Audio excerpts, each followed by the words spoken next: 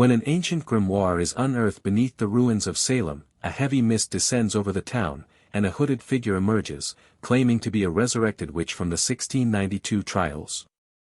As fear spreads and the legends take on new life, the Mystery Incorporated gang begins to wonder, is this just another elaborate hoax, or has something truly wicked returned? The fog lingered low over the cobblestone streets of Salem as Mystery Incorporated's van pulled into town. The sky was a washed-out gray, and the air held a strange stillness, as if the entire town were holding its breath. They had come at the request of Professor Eliza Graves, a local historian who reported the sudden disappearance of Dr. Horace Bell, an archaeologist who had been excavating the ruins of an old Puritan chapel on the outskirts. What had been a simple dig had turned into something far darker when Bell unearthed an ancient book, and then vanished. Fred parked the van near the excavation site, a sunken foundation of crumbling stone overrun with weeds. A tattered tent flapped in the breeze, abandoned. Daphne stepped out first, wrapping her scarf tighter around her neck as a chill ran down her spine. "This place gives me the creeps," she muttered, her eyes scanning the mist-shrouded woods. Velma adjusted her glasses, already scribbling notes in her field journal. "There are symbols carved into the old chapel stones, Latin and Norse runes, mostly.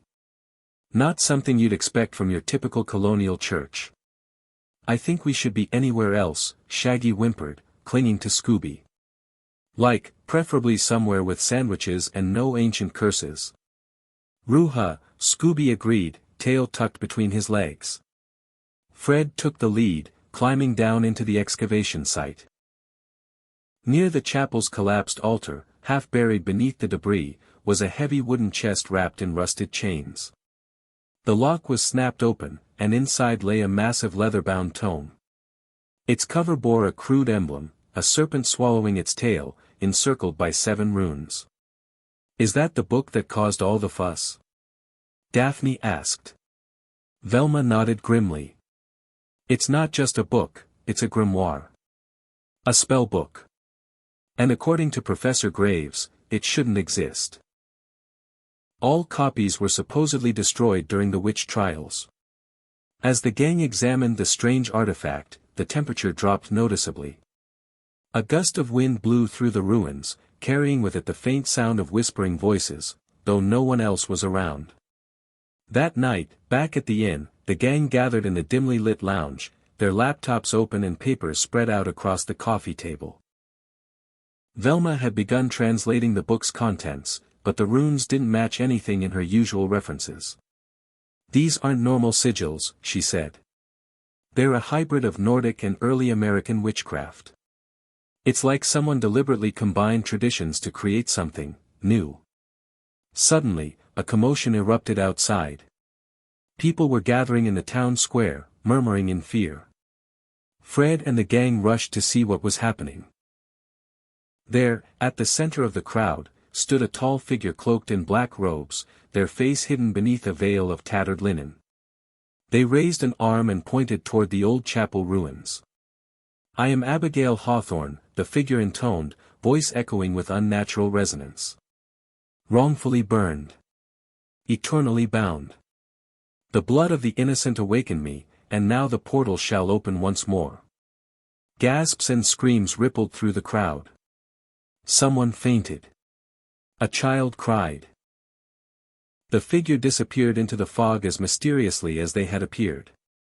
"That has to be an act," Fred said, trying to calm the group. "Someone's using the legend of Abigail Hawthorne to scare people." "But why?" Daphne stared into the mist, visibly shaken. "I've read about Abigail. She was said to have sworn vengeance on the town with her dying breath, but the details were always vague. This feels different. It's like she knew we were here." That night, Scooby stared into the mirror in their hotel room, munching nervously on a cookie. He paused, sniffed the air, and leaned closer to the reflection. His ears twitched. The room behind him was still, but in the mirror, something moved. "Raggy," he whimpered. Shaggy came out of the bathroom, towel around his neck. "What is it, Scoob?" Scooby pointed at the mirror, now perfectly still. Nothing unusual reflected in the glass, just them. But something lingered in the room. A chill, a sense of being watched. Back at the dig site, under moonlight, the book sat on the makeshift table where Velma had left it. Its pages rustled despite the still night air. A single rune on the cover glowed faintly red, then faded. Far beyond the ruins, deep within the woods, a flickering light appeared in the darkness. It hovered above the ground, moving slowly, toward the heart of Salem. By morning, Salem had changed. Posters warning about the witch's return covered shop windows. Tourists fled in droves. Locals whispered in alleyways. Fred, always skeptical, paced the inn's breakfast room, a half-eaten muffin in one hand. This is spiraling out of control. Someone's using old folklore to stir up panic. We need to find out who. Velma, buried under pages of transcribed runes, barely looked up. This isn't just folklore anymore. The sigils from the grimoire match carvings on the chapel walls, but one symbol wasn't there last night. It's new. Daphne sat quietly at the edge of the table, her fingers tracing the rune Velma pointed to. It looked like a flame encased in a circle of thorns. The moment her skin brushed the paper, she flinched. I had a dream last night, she whispered. There was a woman in the woods. She said I had the mark of the gatekeeper. Then she vanished into fire. Fred looked uneasy. You think it was connected to the book? Velma nodded slowly. There are stories about witches' marks, symbols that appear only to those chosen by the spell. Daphne, maybe you were attuned to something. Meanwhile, Shaggy and Scooby had locked themselves in the van, surrounded by snacks and blankets. Shaggy peeked out the window. Like, dude, I'm telling you, we're totally cursed. I had a nightmare about being trapped in the chapel, and Scoob saw a ghost in the mirror. That's not just bad vibes, man. That's supernatural. Rhea. Ghosts. Scooby squealed, hiding under a pile of marshmallows. Back at the ruins, Fred and Velma investigated the chapel again. Something had changed. On the ground near the altar was a strange sigil made of ash, freshly drawn, surrounded by 7 melted candles. Someone performed a ritual here, Velma said, her voice low. And recently. Footsteps crunched behind them. They spun around to see Professor Eliza Graves emerging from the trees, her face pale and worried. I didn't call you here just because of Horace Bell's disappearance, she confessed. I was part of the original team that found the grimoire. After we unearthed it, he changed. Obsessed. Said he was hearing voices, seeing shadows. Then one night, he ran into the woods and never came back. Velma handed her the new symbol. Have you seen this? Eliza blanched. That's the witch's seal. It's said to mark the opening of a dimensional gate, something Abigail Hawthorne believed would bring vengeance upon Salem. But it's just myth. Isn't it? Just then, Daphne screamed from the chapel's edge. Fred and Velma rushed over. Daphne stood frozen, her hand outstretched toward the crumbling wall. On her palm, glowing faintly beneath her skin, was the same flame in thorns rune. I didn't draw it, she gasped.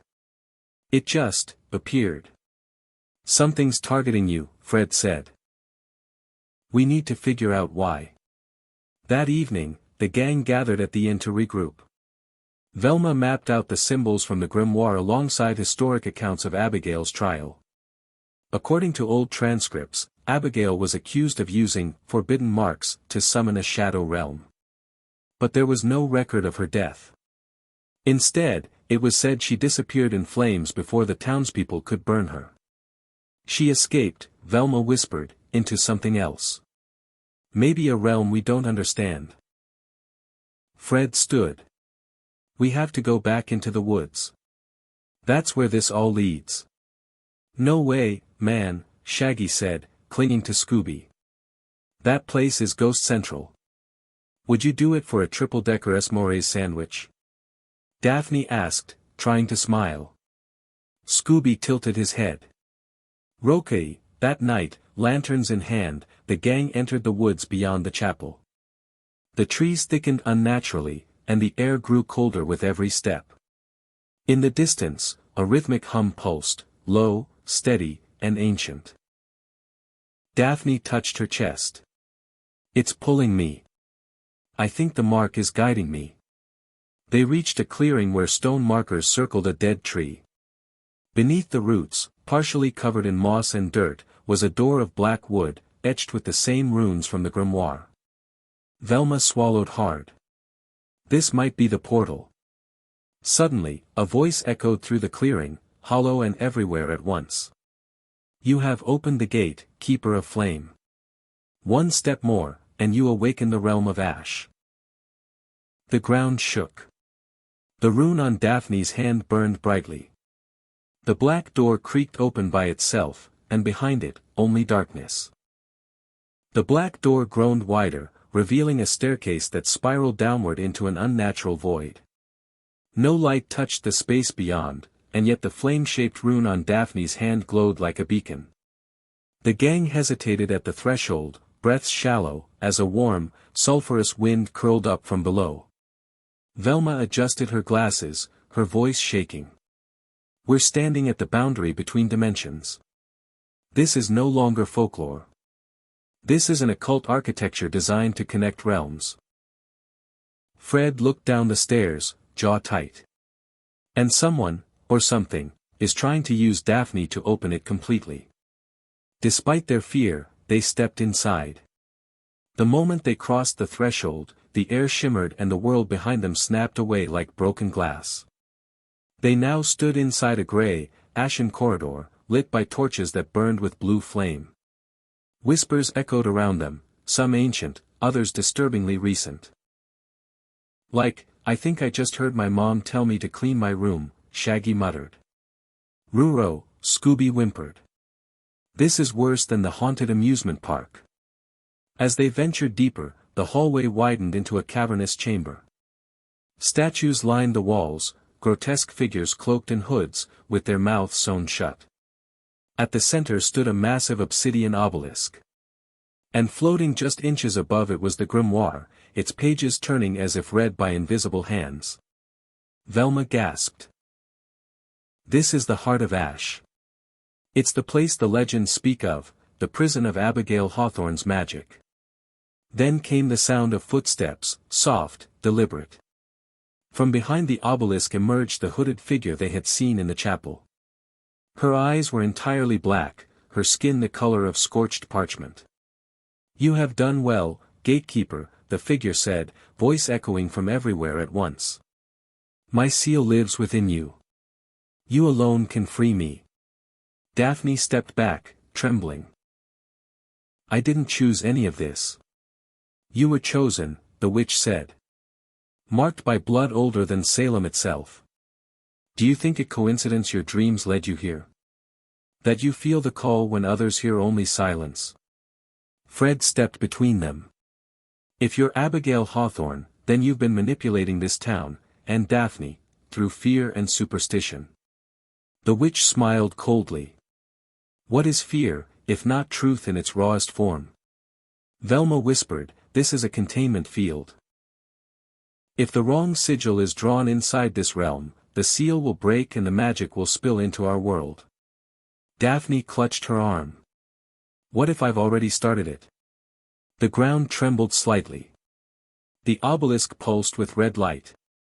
The runes across its surface shifted and rearranged, forming a symbol none of them had seen before. Suddenly, the gang was thrown backward by a shockwave of dark energy. They hit the floor hard. Except for Daphne, who remained standing, eyes wide, arms outstretched as if possessed. The witch spoke gently, as if coaxing a child. Speak the true name, gatekeeper. Complete the ritual. The world will burn away, and we will rebuild it from ash. No. Daphne screamed. I won't help you. And then something unexpected happened. Scooby leapt between Daphne and the obelisk. He growled, baring his teeth. Ryu, leave Daphne alone. The witch blinked. A familiar, interesting. Velma dragged herself up. We need to pull her out of the circle. If she completes the last line of the incantation, the portal becomes permanent. Fred grabbed Shaggy's arm. We have to distract her, now. Shaggy shouted, "Hey, spooky lady. You think you're powerful? I've eaten 40 ghost-shaped donuts and lived to tell the tale." The witch turned toward him. You dare mock the flame of Salem?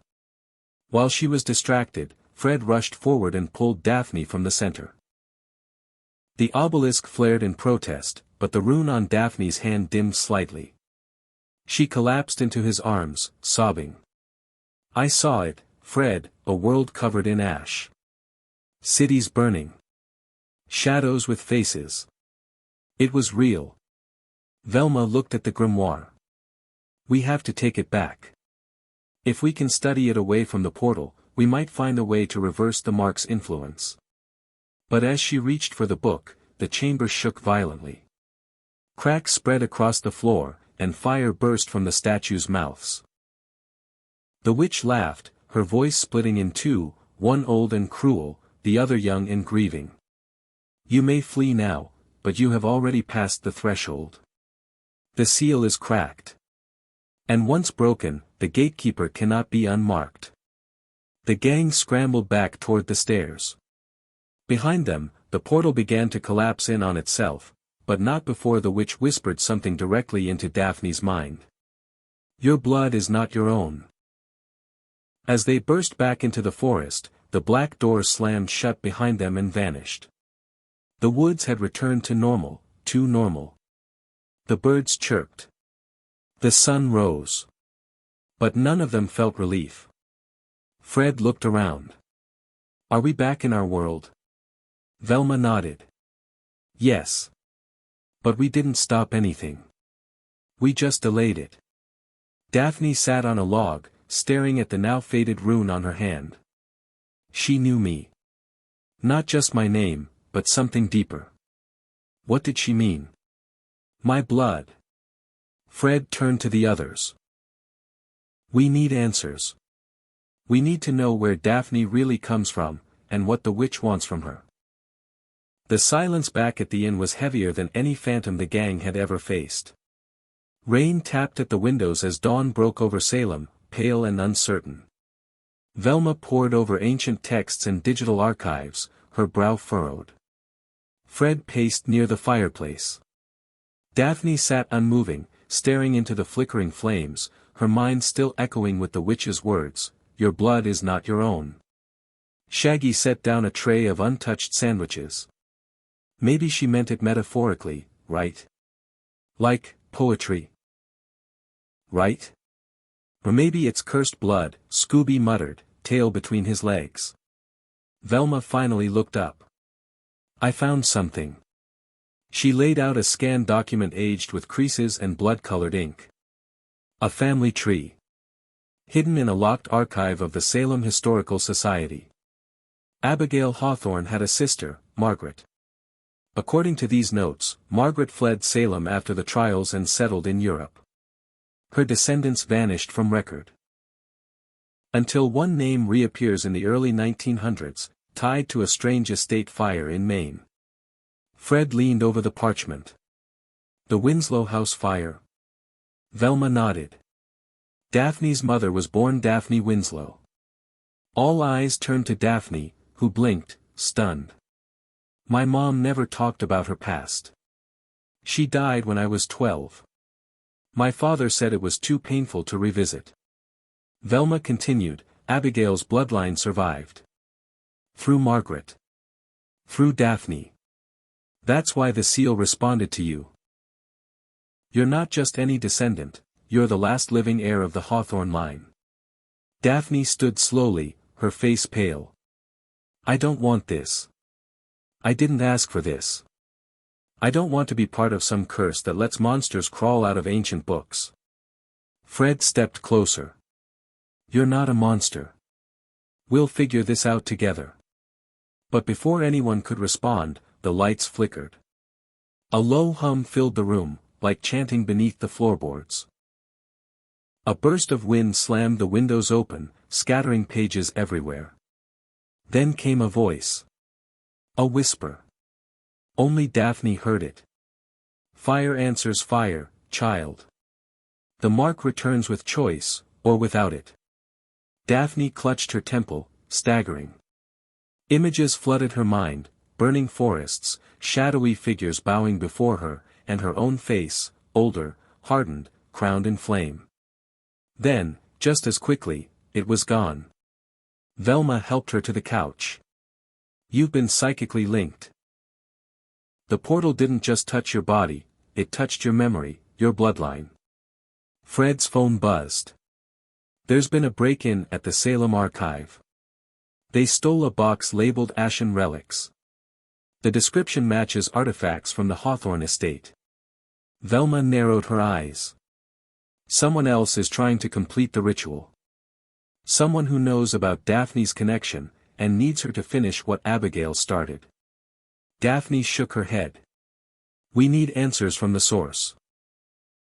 If my family buried the truth, someone in Salem must still remember it.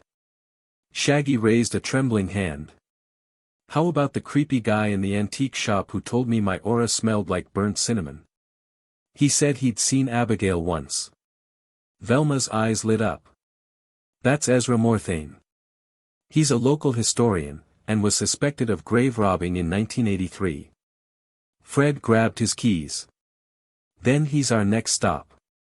The group arrived at Morthane's shop just before nightfall. The building was dark, its windows boarded up from the inside. Scooby sniffed the air and recoiled. Something's wrong. Really wrong. They forced the door. Inside, the place looked like a museum of nightmares. Bones arranged in symbols. Tattered cloaks. Candles melted into piles over blackened grates. And at the center, Ezra Morthane sat motionless in a wooden chair, eyes wide open, dead. Velma covered her mouth. He was preparing a summoning. Look, these symbols match the ones on the obelisk. He tried to call Abigail before anyone else could. And it killed him. Fred found a half-burned note in the fireplace. He read it aloud. The true gatekeeper must awaken willingly. The mark can be bent, but never broken. When the fire calls, do not resist it. If you do, it will consume more than you. Shaggy gasped. It's like a manual for possessing Daphne. Velma examined Ezra's hands. They're scorched from within. He tried to channel the relics without a vessel. And it turned his body to ash from the inside out. Suddenly, Daphne cried out. The rune on her palm flared to life again. Blue flames curled up her wrist, not burning her skin but searing into the air around her like a brand being pressed into time itself. She screamed, but didn't fall. This time, she stood through it. I can feel her, she said, voice shaking but firm. She's inside me, but she's not me. I can hear her thoughts, but I don't have to obey. Fred looked her in the eyes. Then fight her. You're not her. You're Daphne Blake.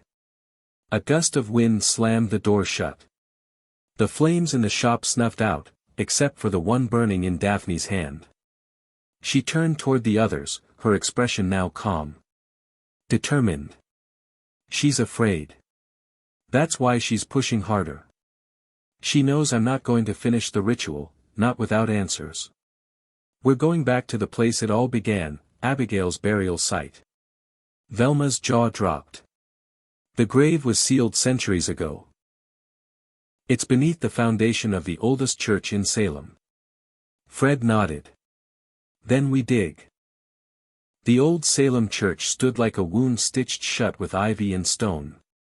Closed since the early 1800s after a mysterious fire gutted its interior, the building remained untouched, preserved by ordnance, feared by locals. According to forgotten town records unearthed by Velma, the crypt beneath it was never fully excavated. It was the final resting place of Abigail Hawthorne. Fred kicked aside the fallen gate as the gang stepped into the overgrown courtyard. The moon floated high, shrouded in mist. Daphne paused on the threshold. Her palm burned with quiet fire again, as if the church recognized her return. "Are really bad vibes," Scooby whimpered, tail between his legs. Inside, the church smelled of soot and old bones. Shaggy shined his flashlight across broken pews, revealing symbols carved into the walls, runes matching the ones from the grimoires. Velma traced a spiral etched into the altar. "This is no ordinary chapel," she murmured. It was built over a convergence point. The kind of place where ritual energy seeps into stone. Fred uncovered a hatch beneath shattered floorboards. Iron rusted and warped, but still sealed. A faded inscription above it read, "Here lies Abigail Hawthorne. May the flames never rise again." Together, they forced it open. Stairs spiraled downward into darkness, cold and damp. Each step echoed with a whisper that only Daphne seemed to understand. "She's close," she whispered. But so is something else. The crypt stretched wider than expected, carved from bedrock and lined with alcoves. Bones wrapped in silk, relics of the trial era. At its heart stood a stone sarcophagus, chained and marked with obsidian sigils. Velma scanned it. These symbols weren't meant to honor the dead. They were meant to hold something in. Fred inspected the chains. "Looks like someone already tried to break through, recently." Before they could investigate further, the torches along the walls lit themselves, each with blue flame. A circular pulse surged through the floor, and from behind the sarcophagus, a figure emerged, the hooded witch. This time, her form was clearer, less shadow, more flesh. Her eyes glowed, not red, but violet, and her voice was richer, more human. "You returned, child," she said, staring at Daphne. "You came willingly. That means you're ready." "I came for answers," Daphne replied, stepping forward. "You say I'm your blood. Prove it. Tell me the truth." The witch smiled. "You are Abigail's blood, through Margaret. But not just her descendant, you are her vessel. I was burned, but my soul anchored itself to our lineage. You are the culmination of centuries of waiting. Of suffering. It's time to end what they started." Fred stepped in front of Daphne. "She's not here to be your puppet." The witch barely looked at him. "She can choose, yes. But denying the fire has its cost." Velma spoke up. "What happens if she refuses?" The witch gestured, and the sarcophagus opened with a groan. Inside, there was no body, only ash swirling unnaturally. "If she walks away, the anchor breaks. And the souls I hold behind the seal, damned, bound, vengeful, will flood the world. The portal is tied to her, and it must be sealed from within." Daphne trembled. "You want me to sacrifice myself?" "No," the witch said, voice soft. "I want you to become what you were meant to be. To rise. You can shape the flame. Rule it." Daphne looked to Fred, who met her eyes with a pain he couldn't hide. "You don't have to do this," he whispered. She stepped to the sarcophagus, placing her hand over the ash. The fire on her palm pulsed in rhythm with the glow beneath the stone. "I don't want power," she said slowly. "But if this is the only way to stop the curse, then I'll go in. On my terms." The witch's smile faltered. "You trap us both. I'd set the world free." Suddenly, the witch lunged forward, but Velma hurled a powder sheet prepared from the grimoire, forming a binding ring. The witch shrieked, caught between this world and the next. Fred pulled Daphne back. "You don't have to go alone. There has to be another way." Daphne turned, tearful but resolved. "If I don't go, the seal breaks. The fire spreads. She dies. And I'll always wonder if I could have stopped it." Shaggy whimpered. "Like, maybe we just try running away instead.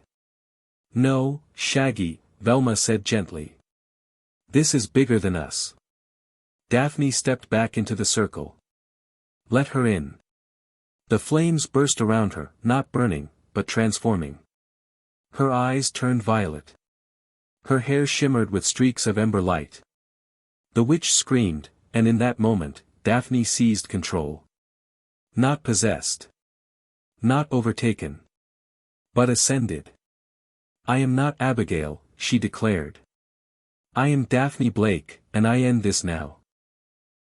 She reached into the sarcophagus, pulling the fire into herself. The runes flared. The ground shook. The witch wailed one last time before vanishing into smoke. The crypt collapsed as they ran. Stones fell, dust choked the air. But the flames died. The seal held. Above ground, dawn broke again, clear, golden, calm. The morning after the fire beneath Salem dawned quieter than it had in centuries. Smoke no longer clung to the old church ruins. The wind had changed, lighter, as if the air itself had exhaled. But inside Daphne Blake, something still simmered. She stood alone at the edge of the graveyard behind the church, staring at an unmarked stone covered in moss. The energy she'd absorbed hadn't vanished. It slept beneath her skin, coiled and waiting. But the presence of the witch, the one who had called herself Abigail, was gone. Velma approached slowly, holding a tattered page she'd salvaged from the crypt. I found this wedged inside one of the altar stones, she said. It changes everything. Daphne read the parchment in silence, her face paling with each word. It wasn't a curse. It was a confession. Abigail Hawthorne hadn't been the witch. She had been a protector, tasked with guarding the seal, not breaking it. The real conjurer had been a man named Elias Ward, a Puritan alchemist who twisted old magic in secret and used Abigail as a scapegoat when his rituals went wrong. She was innocent, Daphne whispered. She died to keep the portal shut. All this time, we've been fighting the wrong ghost. Fred joined them, limping from where he'd helped Shaggy and Scooby out of a collapsed corridor. Then who was the witch in the crypt?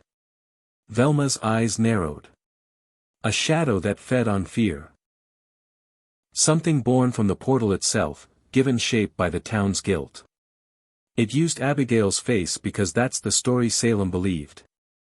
But stories can lie, Daphne said bitterly. They gathered in the mystery machine for one last debrief. Scooby licked peanut butter off his paws while Shaggy tried to recover from inhaling half a tomb's worth of dust. Fred rolled out a map of the region, circling all the convergence points Velma had documented. There's one left, Fred said. And it lines up with the original foundation of Elias Ward's manor. It's not about closing the portal anymore, Daphne said quietly. It's about rewriting the truth. That night, they returned to the ruins of Ward Manor. The house was long gone, but the foundation remained, a circle of black stones hidden beneath weeds and moss. In the center stood a monolith carved with arcane symbols. Daphne stepped into the ring. Her hands pulsed with emberlight, and the air shimmered. I want to show you who Abigail really was, she said aloud. And what Elias Ward did. The ground responded. Flames leapt up, not destructive, but illuminating. They painted images in smoke and light, Abigail weeping as she watched townsfolk burn her books, Elias chanting in secret rooms beneath the church, spectral judges silencing truth to preserve their power. The gang stood transfixed. The illusion faded. And Salem was forever changed. Velma stepped forward, recording the symbols. This is proof. Actual evidence that she was never the villain. Fred looked at Daphne with quiet pride. You didn't just stop the curse. You cleared her name. But the fire inside Daphne didn't fade. It settled, coiled like a guardian serpent. Because part of her lives in me now, she said. And I'll make sure no one forgets again. Later that week, the gang held a public unveiling of the hidden records in Salem's museum. The town gathered in silence as Velma presented the translated runes. Fred spoke of the conspiracy, and Daphne read from Abigail's own words, finally heard centuries too late. As the ceremony ended, an older woman in the crowd approached Daphne. "I remember stories of a red-haired girl who'd walked the woods," she said. "They said she always knew the truth, before anyone else." Daphne smiled. "Maybe I'm just good at asking the right questions." The woman chuckled. "Or maybe the truth finds those brave enough to carry it." That night, the gang drove away from Salem beneath a sky washed clean by rain. Scooby dozed in the back seat, head on Shaggy's lap. Do you think we'll ever see her again?" Shaggy asked. Velma closed her journal. "Abigail? Maybe not. But her story lives now." Fred glanced in the rearview mirror, eyes catching Daphne's reflection. "So what now?" Daphne looked out the window. "Now we find the next forgotten truth. And this time, we don't wait centuries to tell it." A single flicker of fire danced across her fingertip, and vanished.